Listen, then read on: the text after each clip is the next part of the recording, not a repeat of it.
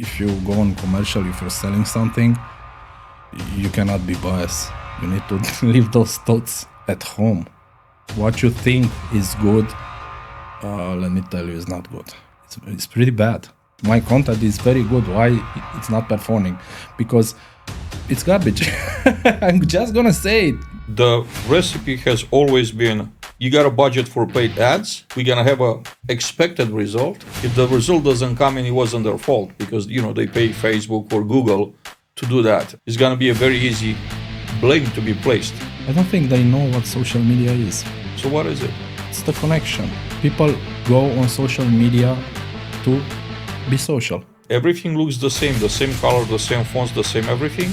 The only thing that's different on each picture is like the job title and the location of and you see like a chunk of like 10 pictures that look exactly the same.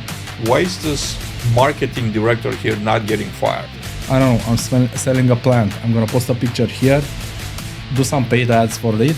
Nothing good is gonna happen, because that's not social media. There's a leader that asks around the room, what is the competition doing? Why do you care what competition does? Value comes in different forms, but at the end, when you boil it down, it's about the...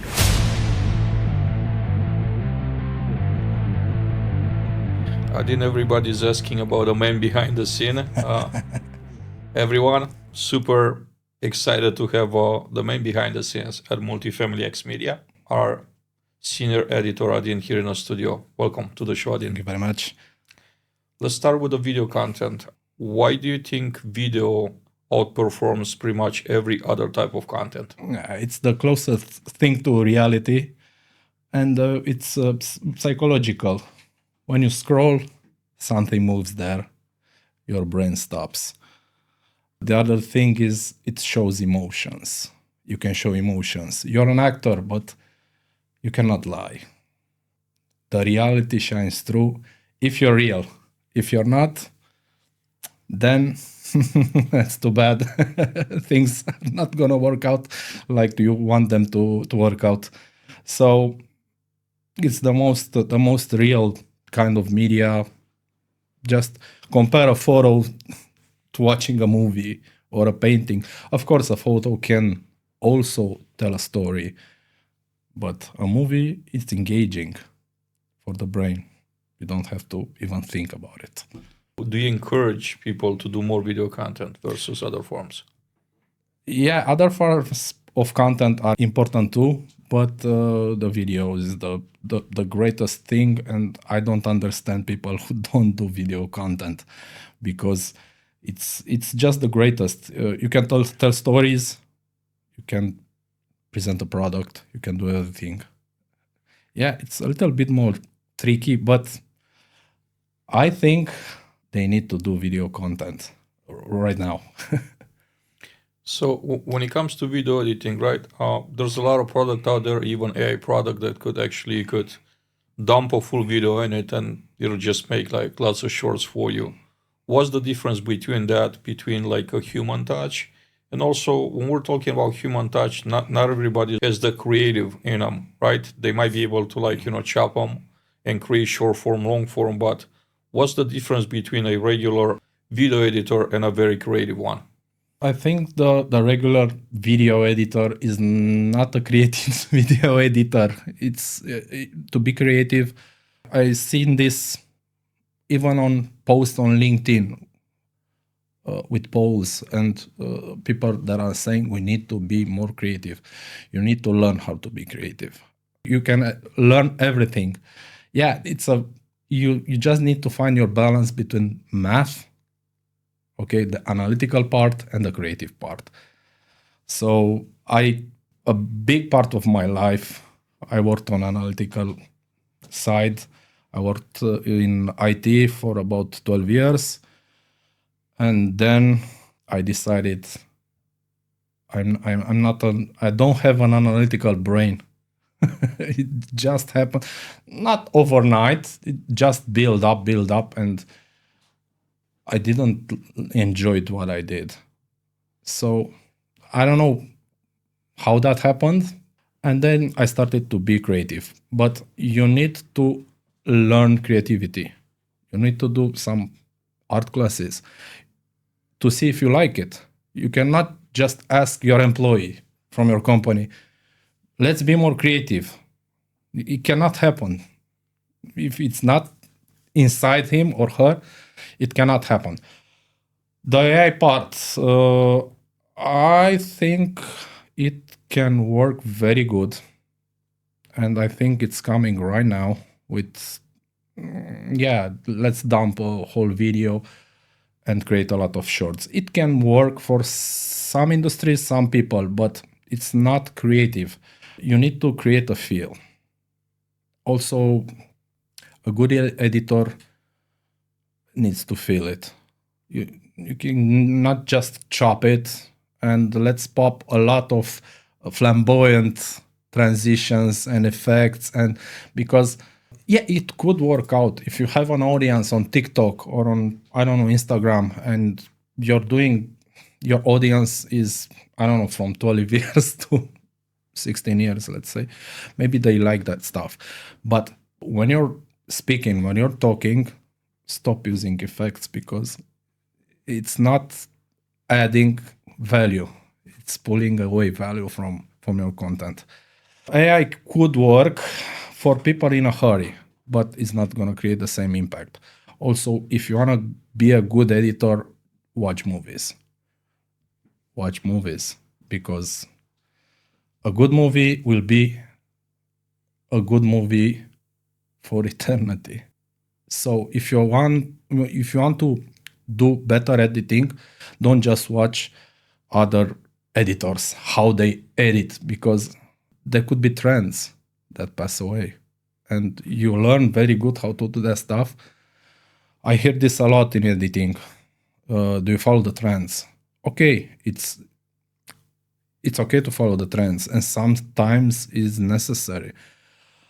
But if you get stuck there and the trend just changes overnight, all the algorithms, let's say, you'll be lost. You'll be stuck there. So if you learn creative, I heard you talking about movies, watching movies with your son, like great movies, Casino.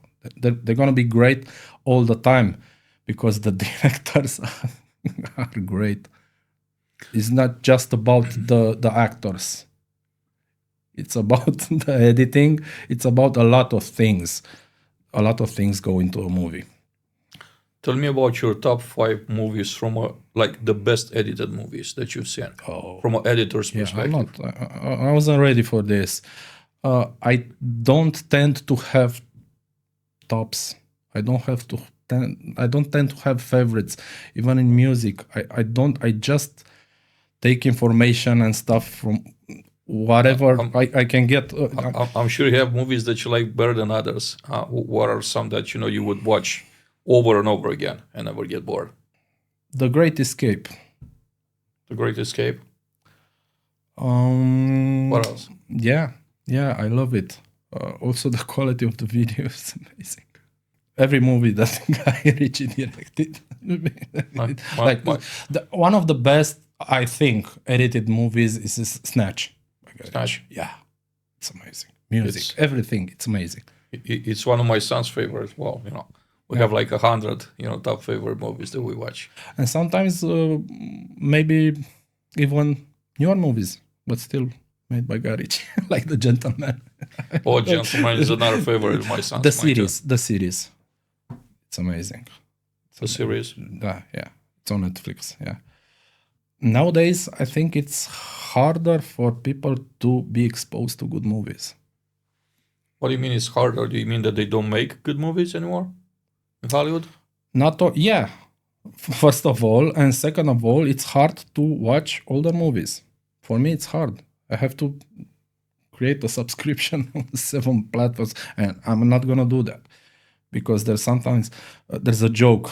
You log in on Netflix and just go like this, or on TV, and after an hour you just close it.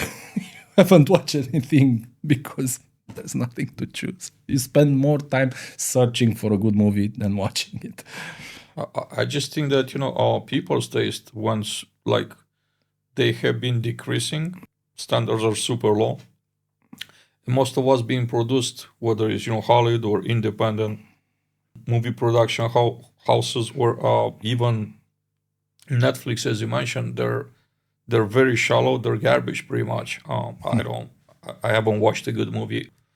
I think the last one that I really watched remarkable was the Irishman, produced by Netflix. Yeah, that was a great movie for sure. But actors and the director, everything makes that movie great. It's not just one thing, but for sure, we are starving. We're craving great movies in today's world. A lot of the videos that we're seeing on social media are trying to sell, right? How about a product? How about a service that I'm trying to sell? People don't want to be sold on. How do we create video production? How do we create videos that feel human instead of just a commercial, an ad?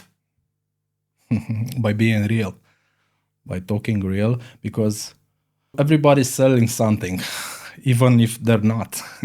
They're selling themselves, even at a job interview. You're gonna sell yourself. Yeah. So if you go social, you need to understand that. But I'm not selling this. Yes, you are. Your image. Everybody's selling something. So you need to earn trust. We need to differentiate the big, huge companies like Apple, like Amazon, like Nike, which, by the way, all of these do creative social media and creative ads. They do it. They don't just say, they put a picture with a pair of sneakers and look at this color. No, they say you can do it. Just do it. Keep walking. You like that? I know. It's my favorite line. So if it's the first time you've seen the logo and the text "Keep Walking," I never heard of the company. You don't know it's a whiskey company, okay? But that's the beauty of it, right? Yeah. It doesn't have to tell you we're selling whiskey. Yeah, exactly. It's a logo, it's a message, and then it sparks your curiosity. You wanted to find out what is it they do. Yeah. Eventually. That's it. Be creative. We need to be creative, and creative means doing. It's a hard thing to explain. You need to detach yourself from your thoughts. If you are not doing funny videos just for you, doesn't matter. But if you go on commercial, if you're selling something, you cannot be biased. You need to leave those thoughts at home, because what you think is good, let me tell you, is not good. It's pretty bad. Most of the times, my content is very good. Why it's not performing? Because it's garbage. I'm just gonna say it. Everybody thinks that he does good quality, high quality videos. No, and don't fake it. You can smell. You cannot be an actor if you're not an actor. Some people are actors, but to cross that to actor and influencer at the same time, it's pretty hard. And even if you're an actor, the actors play drama when it's a drama. So nobody wants to see drama. We want to see reality. That's the beauty. So we need to get real. So just be real. Don't try to fake anything. And don't try to copy other people or other influencers, because it's not going to work. Everybody was trying to copy great YouTubers, and it's not working. So uniqueness is another characteristic of a great video. Uniqueness, and just taking something that exists and just putting it out there. The delivery, you make the delivery in your own personal way. Even on some news, show your touch. This is my opinion, but create your own opinion, and don't be afraid of the camera. I know it's a long process. It's a long process to get, and you know it. It's a long process to get comfortable, and you need to be comfortable, because you need to ignore the camera and just be yourself, like you're with a friend, and have it Just be real, and everything will follow. How does one trick their brain to not be afraid to be in front of the camera, to feel comfortable? Exercise. Practice. Practice is everything. Practice a lot. It's very interesting. We're living in an era where society says success, how to make $1 million in 5 days, how to build the first 1 billion company that has one employee. Everybody's shooting for success. But I think weirdly enough, video that performs better is the one that actually shows the failures that you have along the way, or literally focuses on failures. What do you think is that? Everybody fails. We do? Even the successful people fail every day. Well, this is just more. A successful person has failed many more times than an unsuccessful person even tried. Yeah, they have more failures than unsuccessful people have tries. Yeah, that's how they're. And again, it goes back to practice, right? Yeah. But again, it's real. Failure is real. Success can be fake. You can see. You can go on Instagram or on TikTok. I know that it's a lot of fake accounts that pull up in front people that look like millionaires, and they're not. A lot of people catch up to that, but a lot of people still fell for it. Yeah. So it's it's always, I can't say blame them for trying, but at the end of the day, right, real. It goes back to real is what sells. And people also connect easier with failure because they all fail every day. They connect. You need to connect with the audience. You need to talk about the real experience, day-to-day experiences, even if you're trying to sell something or to list something. How do you build brand? How do you build a strong brand intentionally? By being honest, because I'm being real. Maybe I'm not the most perfect person in the world. Just be real. Nobody's perfect. No. Not even by far. Nobody's perfect. And by understanding that, you are nobody. I'm nobody. Don't see yourself like you're somebody. I know that could be something good for your mind. It encourages you. I did this. Yeah, I'm somebody. But you're nobody. Nobody cares about you. Is there a 15-minute fame that everybody is chasing? Yeah. You gotta be famous for 15 minutes. But they're all stages. You need to go through them. The good stuff, again, practice, comes later. You need to go through, everybody's got various and different stages, but you need to go through them you need to fail in order to be successful. But the idea is not to be successful. The idea is to be good at what you do. I'm not dreaming on being the greatest editor ever. Not by far. I don't want to, because there are great costs when you put yourself in those shoes. I want to be the greatest in my field. I don't think that's a good idea. I think the sacrifices are too high. I'm talking about family, talking about your time, your life. I don't think, what's the difference between being the most successful or the third most successful? I don't think it's money. I don't think it's that. I think it is kind of the same level. Yeah. So if you could provide all of the things you need on a daily basis, it becomes something that you don't need anymore. I'm not talking about holidays in Ibiza and boats and Ferraris, okay? But once you pass that level where you don't need, when you don't live just from a month to the other, that's a huge step. And you can make some money after that, of course, but there's a level where You just don't need any more money. That's what I think.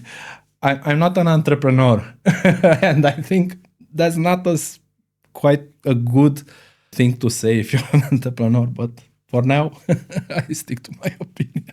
Yeah, entrepreneurship is it's a different animal for sure. Of course. I'm learning on a daily basis myself, doing it for a couple of years.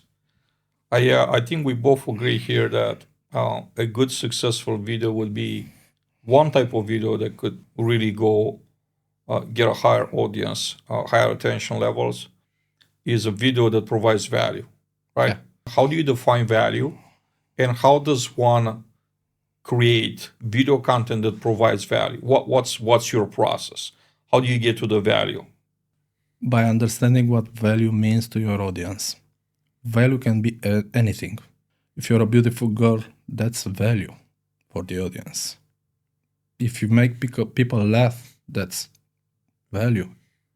So people think that value means that we need to be very serious and very smart.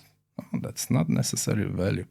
Value comes in different forms, but at the end, when you boil it down, it's about the audience. What does your audience understand, and what's value for them? That's value in your videos.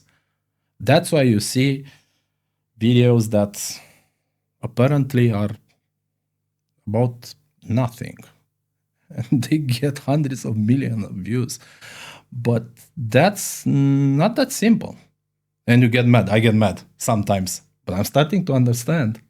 I'm not saying I'm going to do that, but I'm starting to understand that. People connect because they're daily things from their life. We need to remember about one of the greatest TV shows ever made, Seinfeld. The show about nothing. It's the greatest example. So you got four people, all in different forms, and it's literally about nothing. And I still watch it today. And it's about nothing.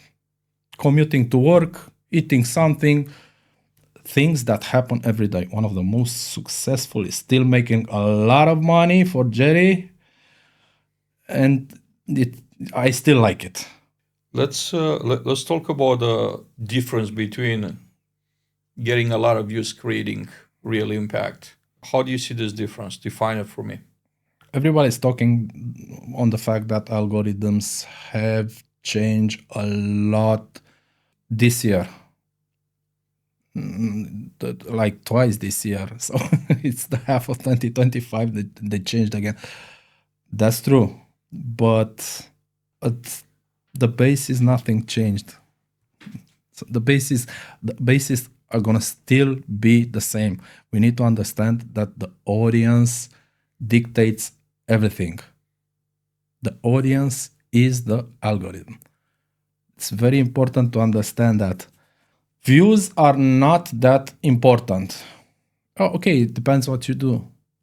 So if you're like an influencer, that's my job. I'm an influencer. I don't relate to an industry or a field. I do everything just for views. Yeah, that works. Very good. But you have to be aware of the trends. If the trend, tomorrow is a new trend, you have to jump on it fast. So you get yourself locked in there. Of course, you're going to be paid from ads, but that's one type. And you are the other type. What does creative social media means today? How do you define? Again, it means to be real and to get in touch with the feelings of the viewer. People don't buy what you sell. People buy what you say. We need to be a lot more personal with their problems, with their daily lives.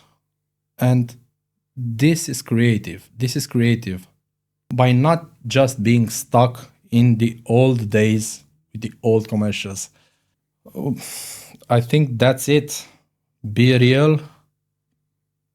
Be creative. Don't do what other people do. Don't do what other editors do. So what's what's your definition of social media, and where do people get it wrong? Where do they misunderstand what social media is versus what they think it should be? I don't think they know what social media is. So what is it? It's the connection. People go on social media to be social. To socialize. Socialize. Mostly to comment. Everything now works with comments. All the algorithms, that's the best thing you can do. You must answer every last one of the comments. You must talk to people because the platforms see value in that. And I can understand that because it takes time for me to stop, to think, and to chat.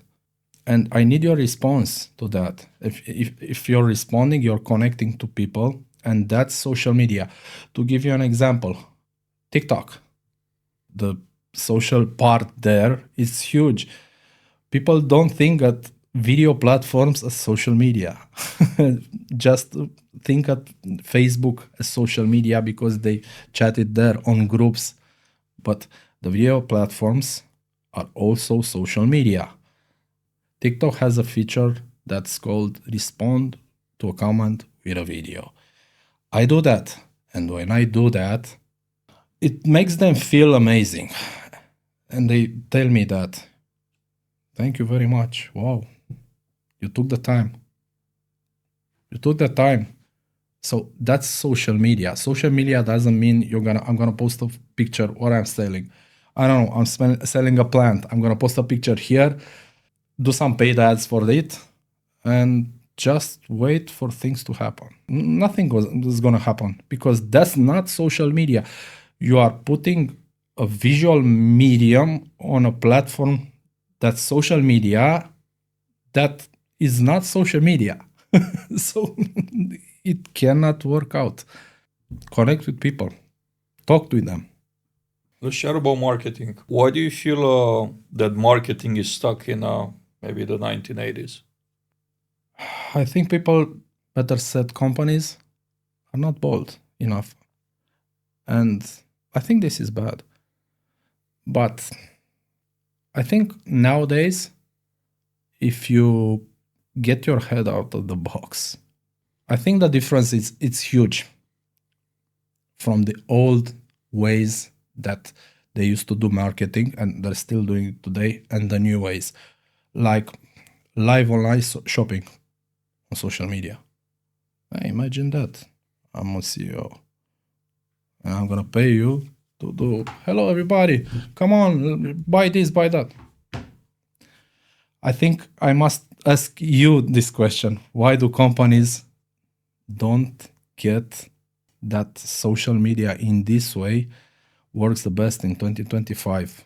And they just don't want to do it. Why do you think is that? Well, I think the reason is simple. I think we're looking at marketers that aren't really top marketers. They're not top of their game. That's one thing. And the recipe has always been, you got a budget for paid ads. We're going to have a expected result. If the result doesn't come in, it wasn't their fault because, they pay Facebook or Google to do that. And it's going to be a very easy blame to be placed. That's one thing. If Google fails you, what else I can do for you as a marketing VP or director? So that's one thing. The second reason is that they're lacking creativity. I'm seeing over and over and over again, companies copying each other. Everything in my feed shows the same. Everybody is using the same messaging, the same Canva, color schemes, the same messaging. It's very funny. I've seen a company that now does, let's just say that they have like 10 various job openings that they want to advertise. They add 10 pictures in that particular LinkedIn post where everything looks the same color, the same fonts, the same everything. The only thing that's different on each picture is like the job title and the location and you see like a chunk of like 10 pictures that look exactly the same. The only difference, like how is that creative? And I wonder, why is this marketing director here not getting fired for that? And I think I know the answer too.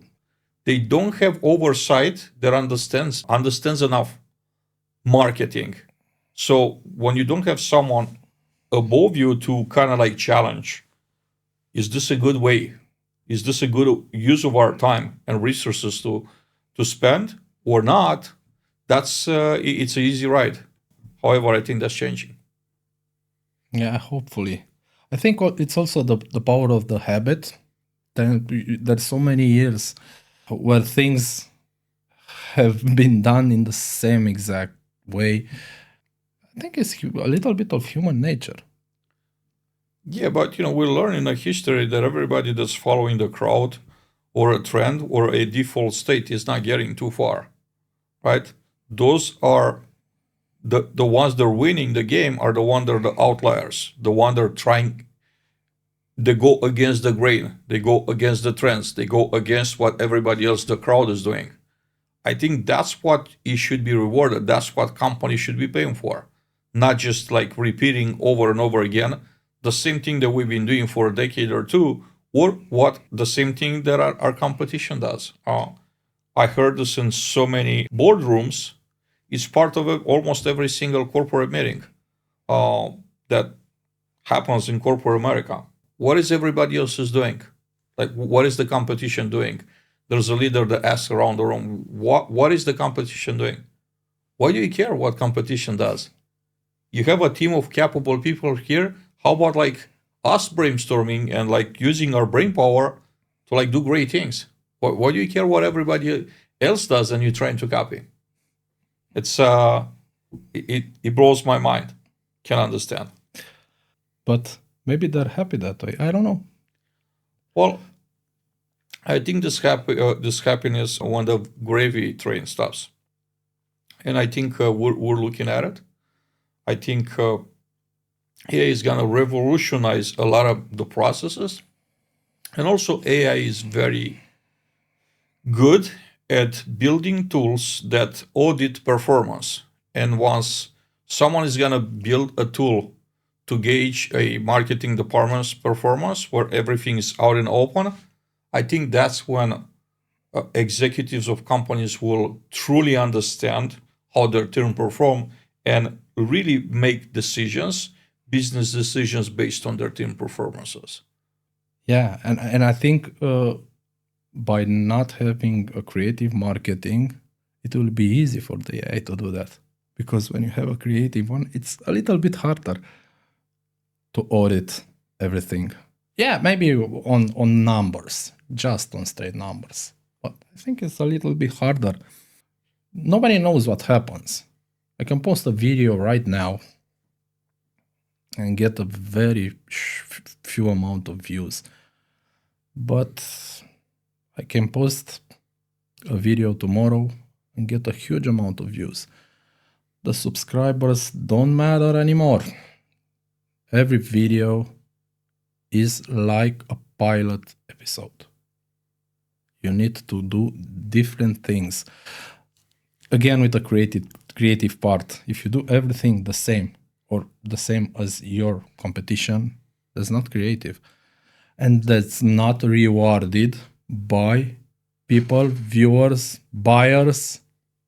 That's not rewarded. So you're gonna lose a lot there. What's the ideal mix between organic content and paid content? I think you should do paid content. I think it's very important. I think you can do organic social media paid content. That's a very big thing, but only if a video performs well. So when you know that's done well enough, that's creative enough, people love it, I think you should jump on it and do a campaign on it, paid campaign on it. Also, Google Ads. Google Ads, you're still gonna make Google Ads. Everybody's talking about that, the fact that Google is losing ground, and I think it's losing ground, but I don't think it's gonna die pretty soon. So you must do both. The Google Ads thing, I think it's the last thing, because if you don't inspire people, if you don't inspire trust, I think you should still do Google Ads. But that's the last step. I know you, I trust your product, and now I'm going on Amazon and choose the color. That's the last step. Or I'm going on Google, and Google delivers the product to me, but I'm just going to choose the color and maybe my budget. So this pair of sneakers is a little bit too expensive for me, but I think that's absolutely the last step. You cannot start with that. If you don't get trust, if you're not in the know, if people do not know you, you're not going to sell anything. It's about the delivery. It's about the packaging. What's the best way to package? By understanding what type of package the audience likes. How do you go about that? Do you test? Do you do a case study? Do you ask the audience how much of a sampling you do to learn what they actually like? You need to test all the time. And to see the differences. But if you're not creative enough, you're not going to see anything. If you're not connecting with the people, be yourself. You need to be a face, not a logo. That's very hard to understand for a big company. I get that. The CEO doesn't have time. Who's going to put on? Well, you have the marketing. You can choose someone from the marketing. You can pay micro-influencers. They're already creative. You can do that. If you're not going to put in, for example, if I sell or lease apartments, I'm going to open up a new TikTok account and just talk with people. Film my whole day. Go on lives in my car. We're going here to lease an apartment or to present it. Then I'm going to chat with all of the people that put question there. You can get to a point, at some point, you're going to lease them or sell them on live TikTok. You're going to sell them online there. The culture needs to shift. The corporate culture needs to be a little more flexible to get to that point. Yeah, but if the marketing VP or director don't drive that type of behavior, they don't make a point into go social, social sell. How is that going to change? I think one of them is going to make that move. They have to see it, I think. Someone is going to make it at some point, and they're going to see what they lose. Maybe they won't. I don't know. Yeah, can it go from bottom up that you hire like a very talented, like you hire a leasing agent that's very talented with social media. They're great on doing TikTok, and they just grab the phone and just do a video that goes viral. Can it happen? Yes, it can. Of course, it can. Maybe that's where the hope is at. Yeah, and it's happening now. Maybe you don't know, but it's happening now. If you're to choose between one viral organic campaign and a perfectly optimized paid ad campaign, which one you think is the best, the most impactful? The viral got viral for a reason.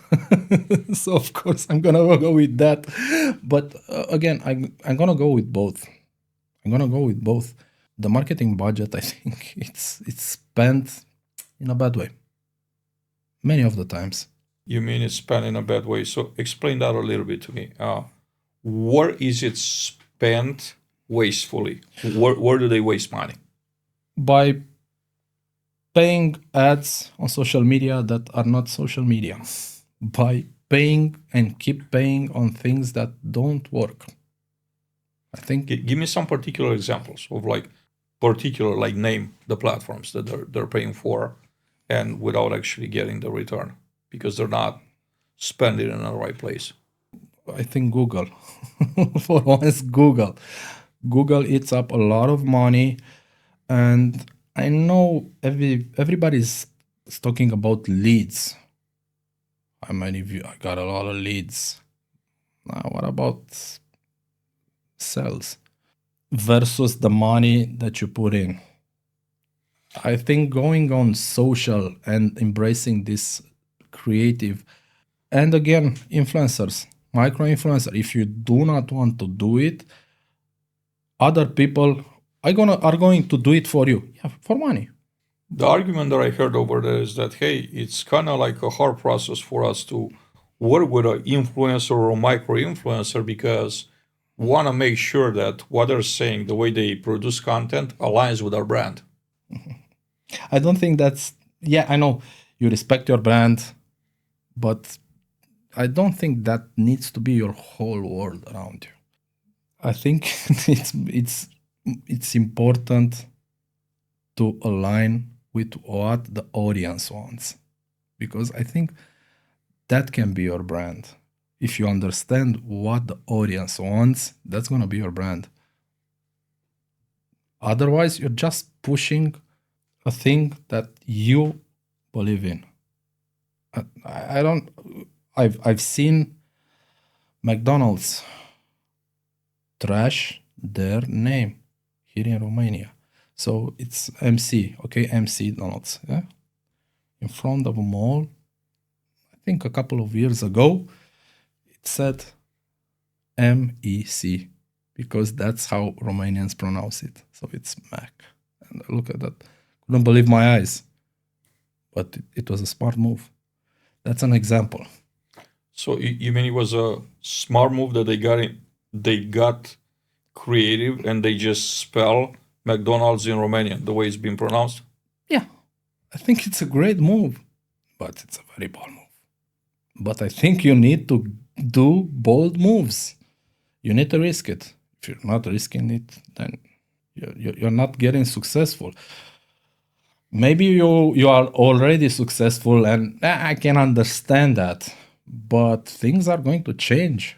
The social media is amazing, and it's gonna happen for a long time from now on, but maybe at some point it will change, and it's an amazing trend, and I think it's worth it. I think the costs are not big.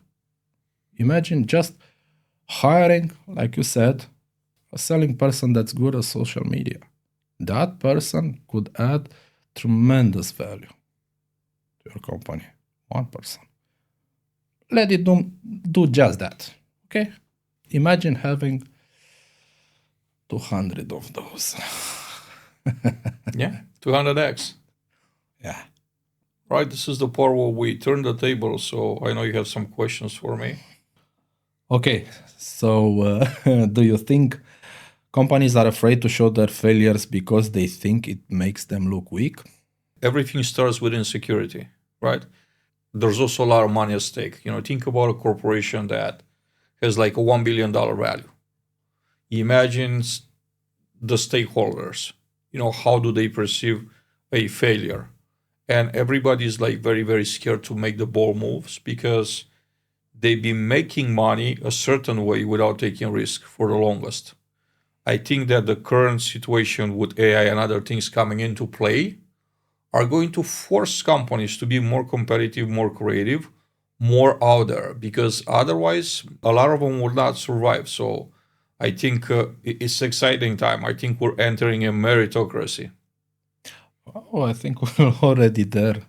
No, you're absolutely right. Yeah, we are, and I'm actually glad that the TikTok system exists because everybody's, you could start with 0 followers and like hit 1 million views on a video, and everybody else, all the other platforms are actually trying to keep up with TikTok. So they're basically building, like rewriting their algorithms to follow TikToks. Yeah, you can literally, it's like a game. The TikTok the app is like a game. If I'm just doing TikTok, I can do that all day.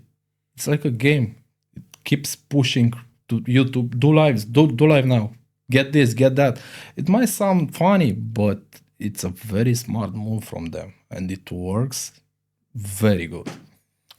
It's very good at building addiction to the game. Not only for the consumer, but for the creator too. For the creator, that's what I mean. Yeah. It keeps you hooked. It keeps you on a platform creating. And it rewards you. it rewards you pretty fast. And you know how it's nowadays with the fast recognition. It's pretty hard to get it. It's hard to beat, man. Instant gratification, that's for sure. How do we as content creators, let's say creative content creators, help companies understand that marketing has changed dramatically? And how do we get them to embrace creative content instead of resisting this, because they are resisting it? I think by keep showing up, keep showing that our creative is what wins, is going to make them pay attention, is going to make them want to get in the game. And eventually it's going to happen. It's a long game. It's not going to be a short process, for things that have been going a certain way for a decade, for 2 decades. I'm just thinking, multifamily influencers have been around for the longest in other industries. And we're just now, like, very timidly making very small moves into identify certain individuals as industry influencers and actually starting to pay attention to that. So I'm very bullish on this and I'm very optimistic, right? But it's gonna take, keep showing up. So I think creative social media is the present, the future, the near future, and not only from 2025, 26, at least 10 years from now, it will just keep skyrocketing. I think it's the best thing that happened, and I think we all need to embrace it. Adin, it's been amazing having the opportunity to chat with you today. Thank you for sharing your wisdom here and your expertise. A lot of our followers are watching the content, and it's finally now the moment has come to show the brain behind the scenes. Thank you for being for making time for this conversation. Thank you very much.